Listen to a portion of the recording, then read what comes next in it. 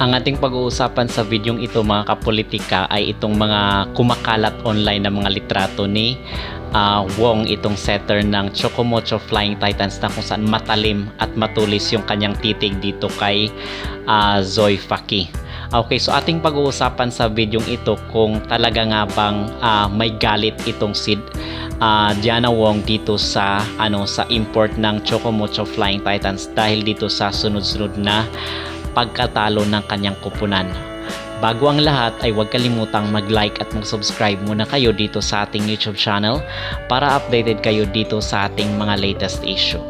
So, ito yung pinag-uusapan ngayon online at marami nga ang nagkomento ng mga netizen tungkol dito sa isang litrato na kung saan is nakunan dito sa katatapos ng nalaro ng Titans versus dito sa Petrogas Angels.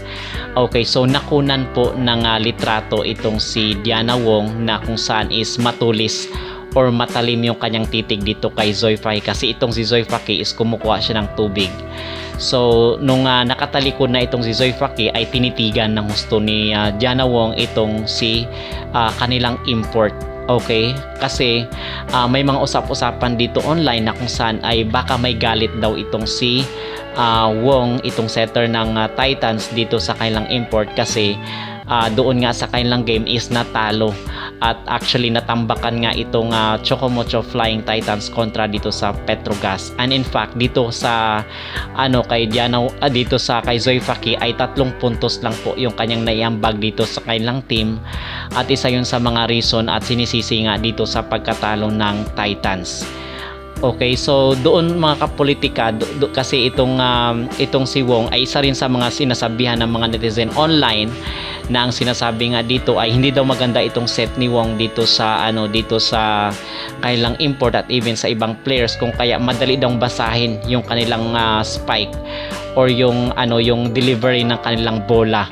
Okay, so gaano man ito katotoo, ito yung ating pag-uusapan at bibigyan natin ng opinion, ating personal na reaction, ano ba yung ating personal na kita kung totoo nga bang sa tingin natin ay may galit itong si Wong dito kay Zoe Faki dahil sa sunod-sunod na pagkatalo at itong kasalukuyang nangyayari sa kanilang team na Chocomocho Flying Titans. Ito yung ating bibigyan ng personal na reaction.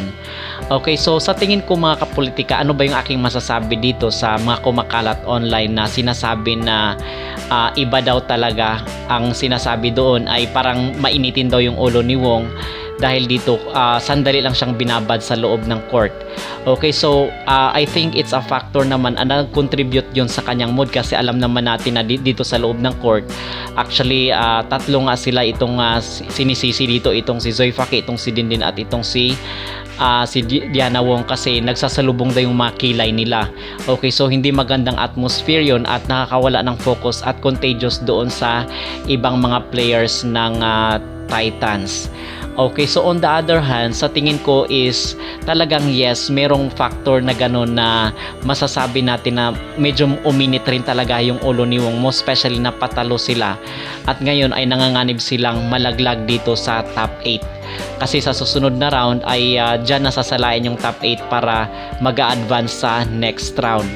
So dito is sa sinasabi actually na pag-usapan natin kahapon yung sa top 6 at sa top 7 at sa top 8 ay may possibility na mag-aagawan yung Farm Fresh, itong Chocomocho, itong Petrogas kasi the other teams na doon sa matataas ay medyo secured na yun.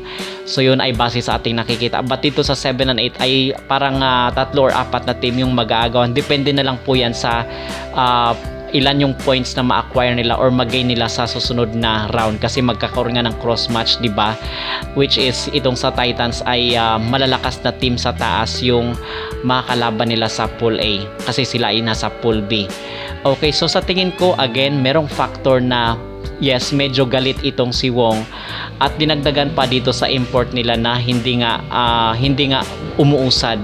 Okay, walang improvement. Merong improvement ba doon sa mga previous na game ay hindi rin nila na ipanalo kahit naka 28 points na itong si Zoe Faki doon sa laban kontra sa Capital One, ay talagang natalo pa rin itong Chocomocho Flying Titans. Kung kaya ay nakadagdag yon, isa sa mga reason kung kumbaga is nagpatong-patong na yung mga reason bakit magkakaroon ng ganitong feelings or mood si Diana Wong dito sa kanilang import. Okay, kasi ito ay may kahulugan naman yan. The fact na nakatalikod siya at ganun yung tingin mo, ibig sabihin may something yun. Okay, even though sinasabi ng iba na ganun lang daw talaga ang ni Wong, na kung saan ganyan daw lang siya makatingin, at ang iba naman ay natural lang daw yun na reaksyon ni Wong dahil nga dito sa hindi pagbabad sa kanya sa loob ng court. Okay, so sa tingin ko mga kapolitika, again is meron talagang something na nararamdaman rin itong si Diana Wong, kasi isipin naman natin na tao lang din ito siya at normal yun sa feelings ng isang tao mo, especially dito na lagi silang natatalo sa loob ng court kasi ito yung mga usap-usapan online. Okay, again meron namang mga positive na comment at meron ring negative on the other side. Okay, so yun lamang mga kapolitika ang ating masasabi dito sa mga usap-usapan tungkol sa matalim at matulis na tingin ni Diana Wong dito sa kailang import sa nagaganap na PVL Open Conference. Kayo, ano yung masasabi at ano ang inyong personal na opinion tungkol dito sa matulis na tingin ni at parang galit na tingin ni Diana Wong dito sa kailang import? Mag-comment down below at huwag kalimutang mag-like at mag-subscribe muna kayo dito sa ating YouTube channel para updated kayo dito sa ating mga latest issue.